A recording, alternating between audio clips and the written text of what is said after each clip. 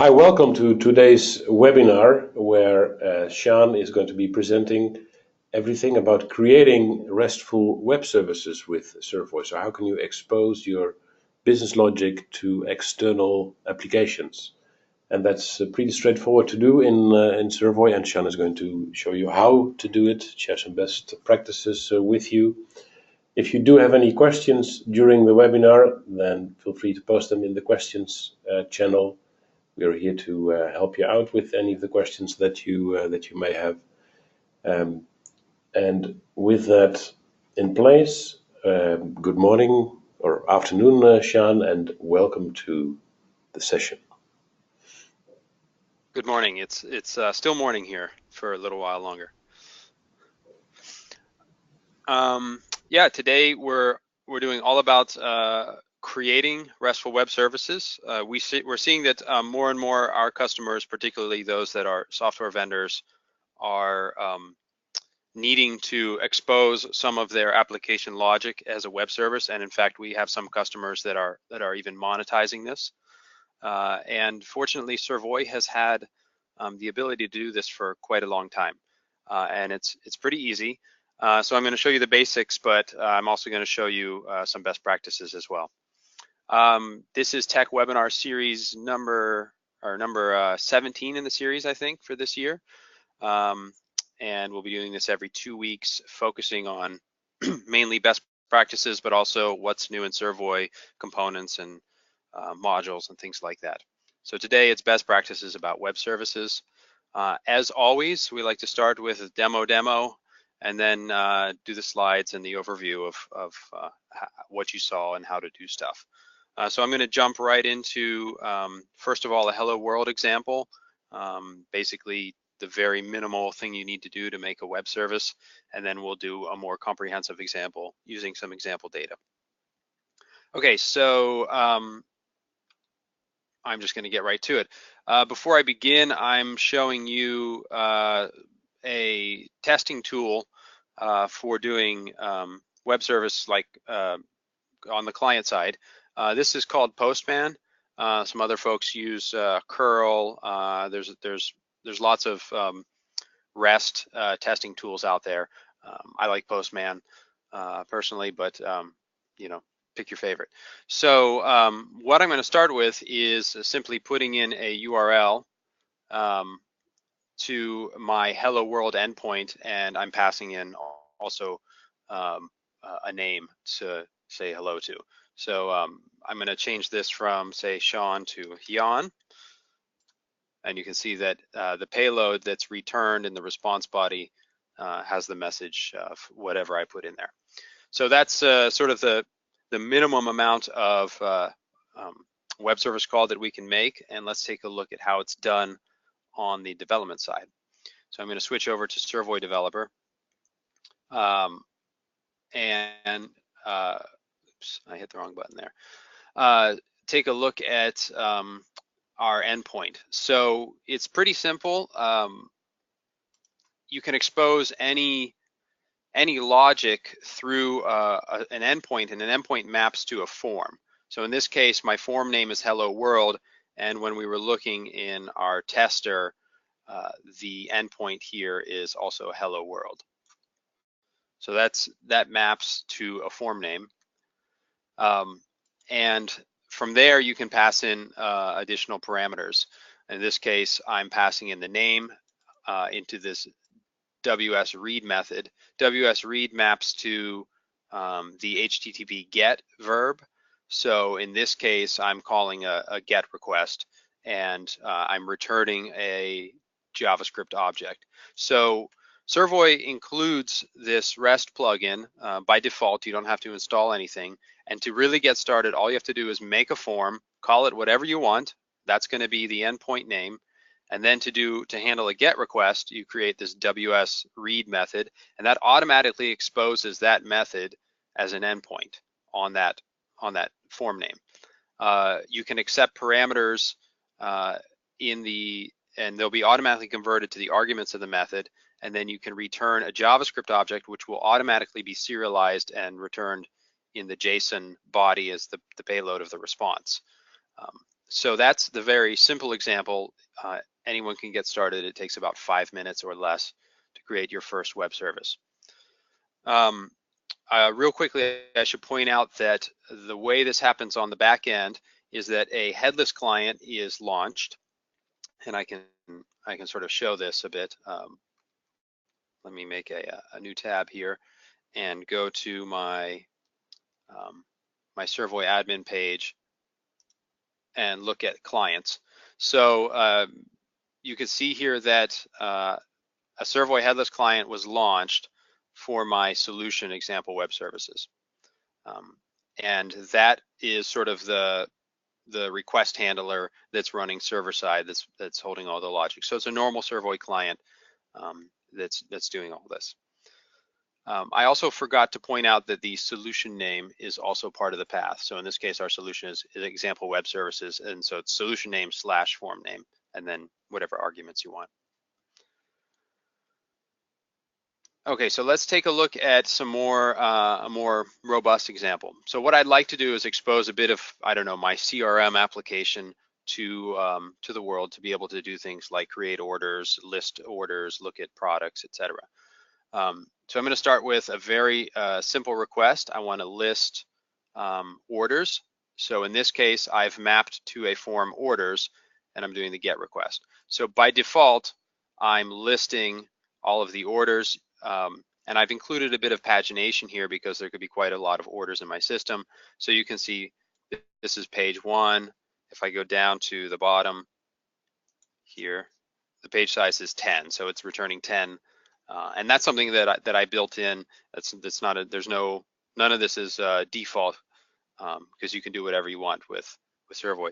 So I might also want to go to a specific order. So in this case, I'm going to do order 10249, and you can see that I get just one record, and that has all the fields for that order. So it's a common REST convention to be able to point to a resource.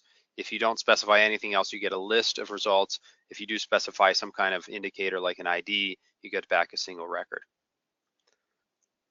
I may want to do something like paginate. So in this case, I'm going to go back to my orders request, and I'm going to pass in some additional parameters in the query string, like I want to go to page 2. So now I'm looking at the second set of 10. You can see that the orders are, they start with that 10249 is the first one. There's about 10 of those. So now we're up to 10260 in my list of order IDs. I could also change the page size if I want. So I could append another argument here. Let's just do a smaller one. So let's do 3 per page. So I'm looking at page 2, which is really, you know, records 4, 5, 6 in the list of results, and there's the 3 orders. So it's a common convention to build in some sort of pagination, and you can do that pretty easily in Servoy. Another thing that's common will be to let's go back to the order detail, would be to specify some related information. So for this order, I'm going to include also the order details, and I've created this argument here, include, in the query string. So you can see that I have now in my order the order details, which are the individual line items or products that were ordered.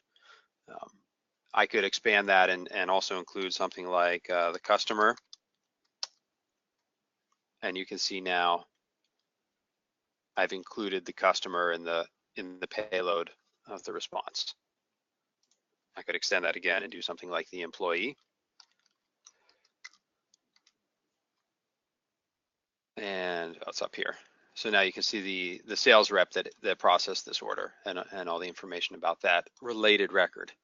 Again, that's not some sort of built-in functionality. I'll show you how it's done in a minute, but I'm trying to show you sort of very common constructions in a REST request. Some other things that you might want to do is be able to limit what fields are seen. So by default, it's showing all the fields on the record, but I might do something like fields equals order date, and customer ID. I don't know. So now you can see that it's only returning the fields that I've specified, and this would also apply to a listing. So if I remove my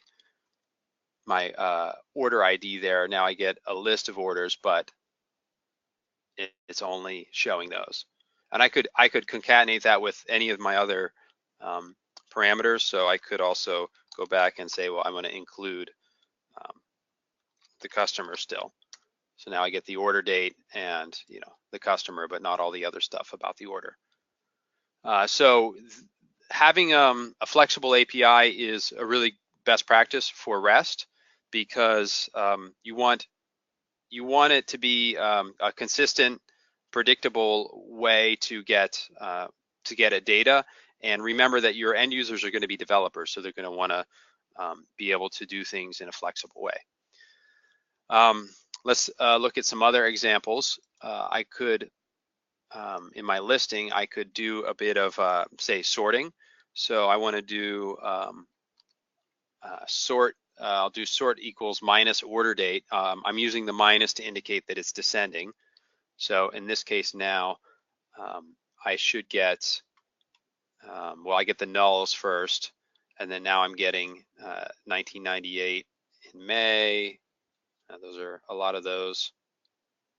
I'll tell you what, I'll limit it to just the order date. So I'll do fields equals order date. And now I get, it'd be easier to see. And maybe page size is a bit bigger.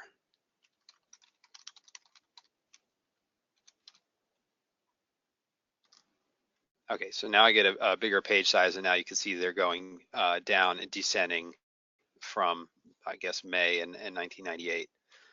So again, end users are developers. They want to do things like sort. We may also want to do something like filter. So I've included a way to append to, I'll remove some of the stuff so that it's more clear, to append to the query something like, I don't know, ship country equals Brazil. So now you can see that every order here is shipping to Brazil. So your users probably want to do something like filter, and we could keep adding additional criteria to our filter. Let's do, I don't know, employee ID equals 4.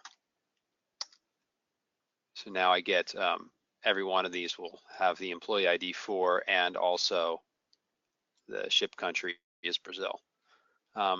So it's good to provide a way to do filtering as well. So let's take a look at how this works under the hood.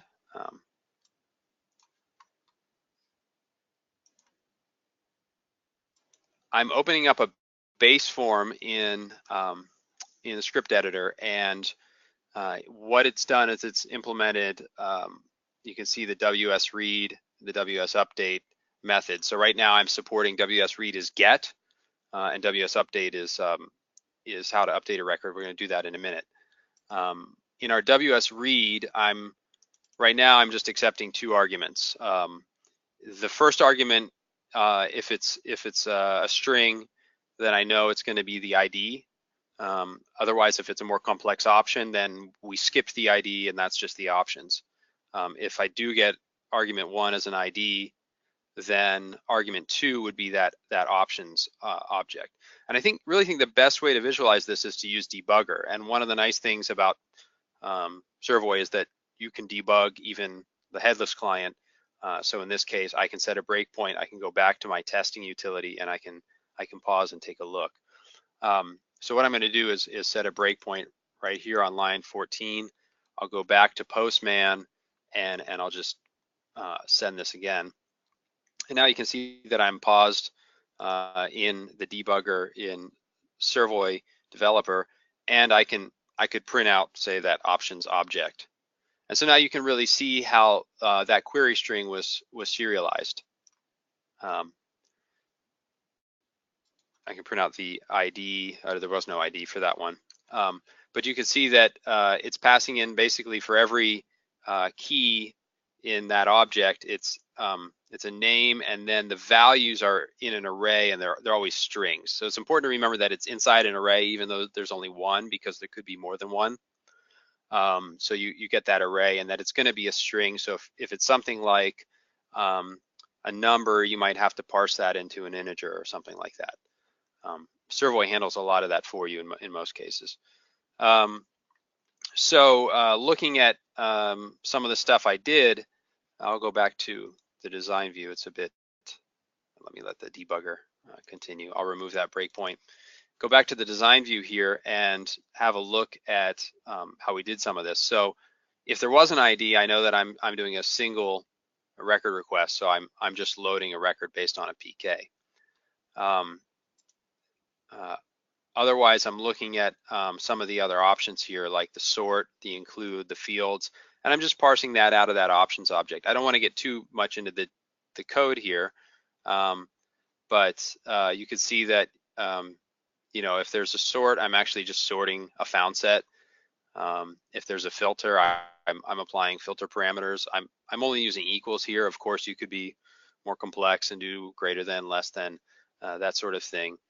I did the pagination just by moving the selected index of the found set. I think in a very large result set, that probably wouldn't be very high performing. But again, this is just an example of a way that you can do it. What's important to note is the convention on the client side should be consistent like that. But you can see that I'm determining if there's a page size, and if there's a page number parameter, and if there is setting the pagination. Even if they don't specify it, it's paginated, so they could request a second page. That keeps the payload size small. Finally, you might notice I'm calling this method serialize a lot, and I made a subroutine on how to serialize a record, and this is really any record.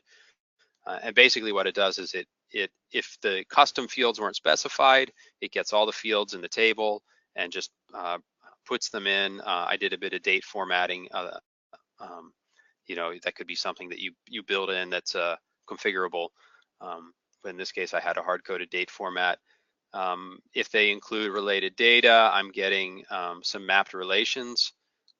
So for example, when I specified that the order was going to include the details, I actually, in my orders form, I overrode this method,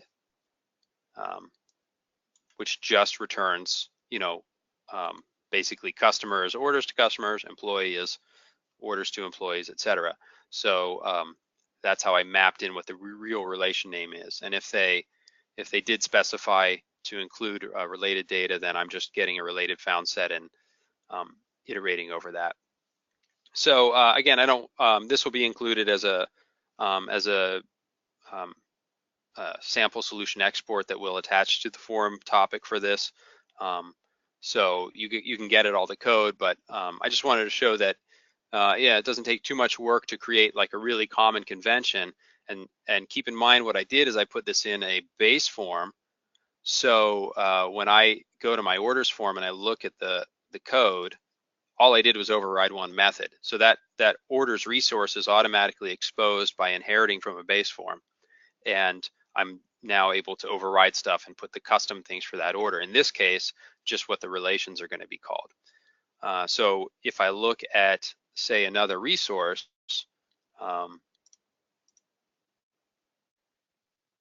let's do products. I can list all my products. Simply all I did in developer was create a products form, which has nothing in the code other than, again, mapping relation names. And if I go back to here, it's already supported because of form inheritance, and I can do things like products and include equals, I don't know, supplier. I think I put supplier in there. Yeah, so now I get the supplier included there. So again, I keep a common convention across all of the endpoints, and it's pretty easy to implement that way. Let's take a look at how we might, this has all so far been gets, so just reading data out, but of course a web service might do something like to update a record or create a new order or something like that. So let's take a look at that. To create something or to update something results in a different, starts with a different HTTP verb. I'm going to give you an example where a record, an existing record is updated, and that's usually done with an HTTP put, which maps to a method of WS underscore update. So let me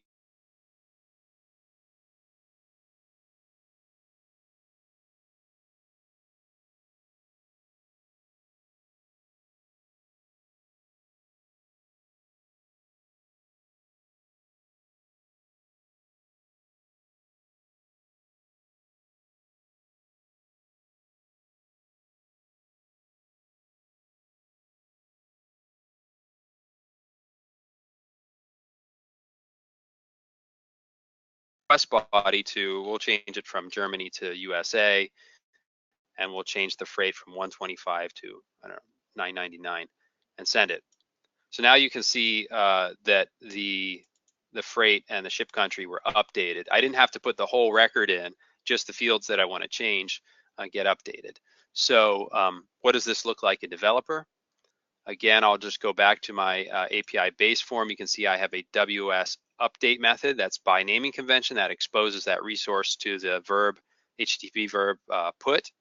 And whenever you handle a put or a post, which maps to updating a record or inserting a record, the very first argument is going to be the payload. That's the response body. The second argument will be, and the third argument, et cetera, will be whatever else was included. So in this case, the payload is that that JSON body. What's great is that the Servoy REST plugin automatically deserializes that input and gives you a JavaScript object. So if I wanted to, I could even put some type in the JS doc here, and it's ready to go with code complete.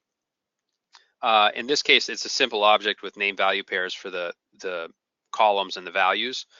So I'm doing this in a generic way. First, I load records based on the ID, and I iterate over the properties in the payload, and I set it in the record, and then I save the changes. Then I return, again, I use that serialize method, and I serialize the record back and return it into the response.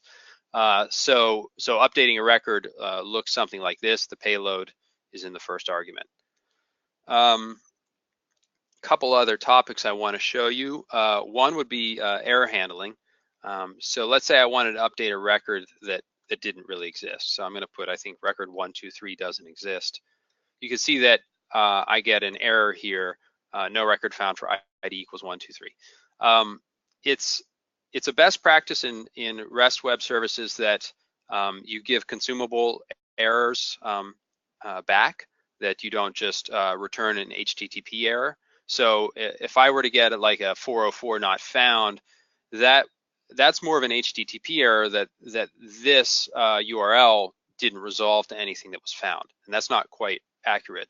What we really want to do is give the programmer on the other end something they can consume and parse, and then they can be able to handle that a bit better than if they just got a generic HTTP error. So quickly back in the code here, you can see that if I didn't get a record, I'm returning this error here with a message, so it's consumable, and that's just part of a common response. Let's take a look at one final topic. I'm going to insist that my service be what do I want to say, secured, so that I'm using security. So what I can do is pass a username and password in as well. So if I were to go to my example here and add authorization, I was looking for it, there it is. I can do basic auth and username and password. I'll do admin or something. So by design, the the REST plugin on Servoy side is allowed by default. It's not authentication required, but you can make it that authentication is required, and we use what's called HTTP basic authorization, so username and password. This gets sent in the header, so you can see that actually in the header. Update request. There you go. There's the hashed password and the username here, and that gets sent to the server. And so there's two ways to handle the server side. One is just with Servoy built-in security. So if you do nothing, it'll use the built-in security, the users and groups and passwords and stuff. A lot of people don't use that. They have their own custom security. So we provide a way for you to do custom authentication as well. And basically, if your endpoint implements this naming convention, WS Authenticate, which I'm going to rename, by simply implementing that method, I now am requiring that this resource is protected and must pass through this authentication method before any of the other WS XYZ methods are called. So now all I've done here is print out username and password. But if I go back to Postman and send this request now, you'll see that I printed out admin in the console here. By returning true, I'm allowing authentication. If I throw an error or return null or false, then it'll block it. So I'm going to go ahead and return false. And in this case, I'll send this request one more time.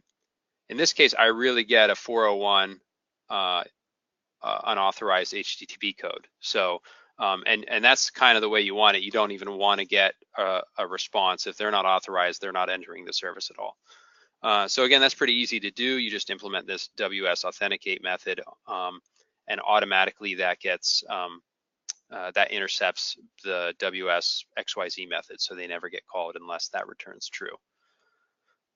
Okay, we're getting close to our allotted time. I'm going to switch over to a few slides to recap what we just saw, because we're moving pretty fast, and then we'll get to questions. So we'll take a look at the basics about how to map verbs and resources, how to consume parameters, how to consume a payload, how to deal with authentication, and then we'll also take a look at some best practices. So just remember that the web service plugin ships by default. You don't have to install anything. You saw the Hello World example. All you have to do is follow the naming convention, and it automatically exposes it. It's handled by a headless client. So it launches the headless client, and that's the session that handles requests. Here's a quick reference of, and this is available through documentation, of how a HTTP verb is exposed. WS read for get, WS update for put is the examples that we saw.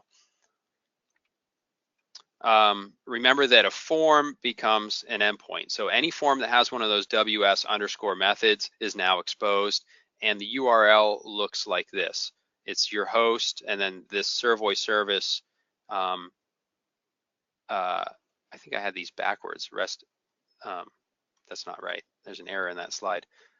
I'll show you a real example here. So it's Servoy service REST underscore WS, then the solution name, and then the form name. So that's how the resource maps. I'll fix the slide before I share them.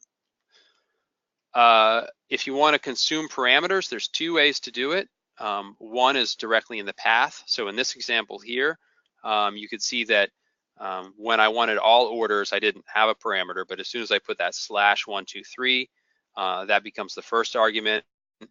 If I were to do /123 /details, I don't know, let's say I wanted to get the items in an order, then that becomes the second argument. So anything after the endpoint with slashes becomes argument 1, argument 2, argument 3, unless there's a payload. If there's a payload and that's for put and post, then that's always the first argument, then all the other slashes in the path become the subsequent arguments.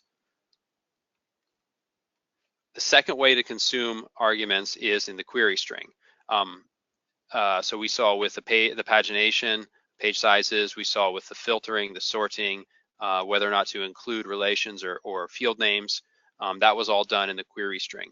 The query string gets mapped to a single object, and it's always going to be these name value pairs, where the value is always an array of strings, because there could be multiple values for a single argument. That's why it becomes an array. So that it's your job to parse that. It's pretty easy. You just do the name value pairs. You can split on commas. That's what I was doing for some of those. Now for puts and posts, you actually get a payload on the request. So you saw in the example where I was updating the order, you get that, and it automatically gets serialized to a JavaScript object. So so you're able to handle that almost just like native programming. You just bring it in and start programming against it.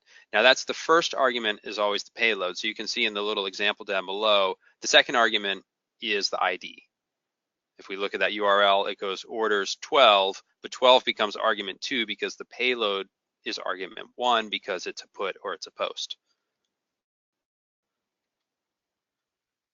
For authentication, we saw that that basic is, well, the REST plugin uses HTTP basic authentication. This slide is messed up. There we go, I'm sorry. Basic authentication by default. So if you do nothing, you can specify that a solution requires authentication using built-in security. Most people use custom security, and you just have to do that WS authenticate method, and everything goes through that. Okay, best practices. Number one is important to remember that REST is meant to be a stateless transactional kind of service. So you shouldn't build in, although you shouldn't build in any dependency on any cache state, maybe with the exception of for your authentication, if you want to cache some tokens for the different clients and then expire them, etc. That would be maybe one thing where you do stateful, but everything else should be stateless, and every transaction should be as brief as possible. Remember to manage concurrency. Incoming requests are put in a queue, and so that headless client that we saw that was launched is really sort of a single queue, and you can scale up concurrency by increasing one of the plugin settings, the pool size. Real quick, that's on the Servoy admin page. If you look at server plugins, you can see that the pool size you could put here. So if I wanted to have 100 queues available, meaning I don't have any wait time until I have more than 100 concurrent requests, then I could launch 100 headless clients to do that. So that's the pool. That's the max pool size, and it'll add them as needed. It's not like it'll automatically launch and leave 100 headless clients there. By the way, if you're doing basic or if you're doing built-in security, you could just say, only the administrators group has access to the service, or something like that. So you can put in a commented, delimited list of groups.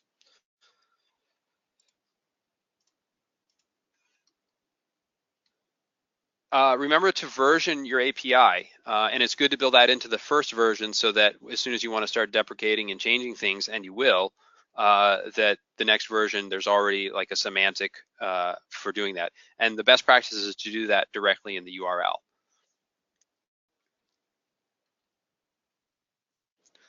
Remember to use form inheritance. That makes things easy to separate generic logic from specific logic. Also, it's good for versioning too. If you wanted to have I was using orders and products and forms like that, but you could actually have your endpoints be a different version number, and then one could inherit the other and just override that.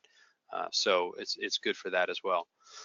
Remember to return consumable error messages when you encounter something, and always do things with try catch and handle errors that you might expect, like if they pass in an ID that you don't find something, because it's no fun when you're a programmer to just receive some error 500 code or something, HTTP error, and you don't know what happened. Just remember in your conventions that REST is a resource-based, not an action-based. So think noun, not verb, kind of paradigm. So a good way to do things would be, I want to do something with orders. I want to do something with orders where the ID is 12, etc. You want to avoid things like, get order details, create order, where it looks like you're having a method name. That really goes against the REST convention. And remember to support, for data access, remember to support the things that we saw in the example: list, detail, switching between those two easily, paginating, allowing users to customize which fields they want to see, allowing users to extend the results to include different kinds of related data, sorting, filtering, and even maybe more advanced searching. Okay, we've reached the end. I'll leave these useful links showing, and I see that we have questions coming in, Jan, before I run out of breath. Yes, just a few because we are a bit late, yes.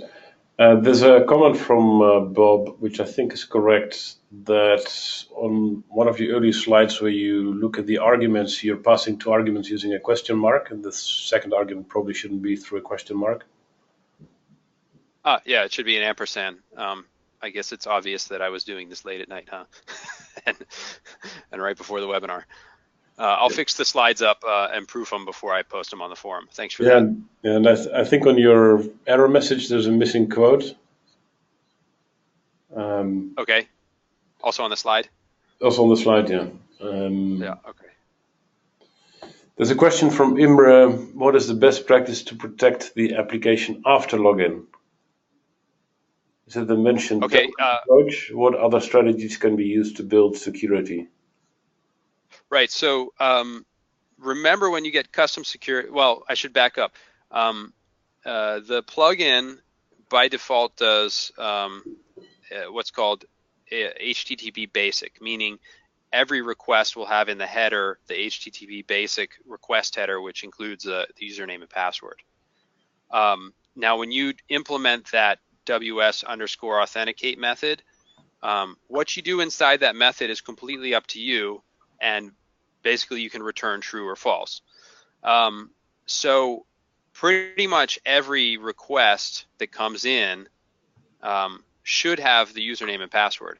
But what you could do is, once you authenticate the user, you could cache a token and keep returning that, and they could send a token.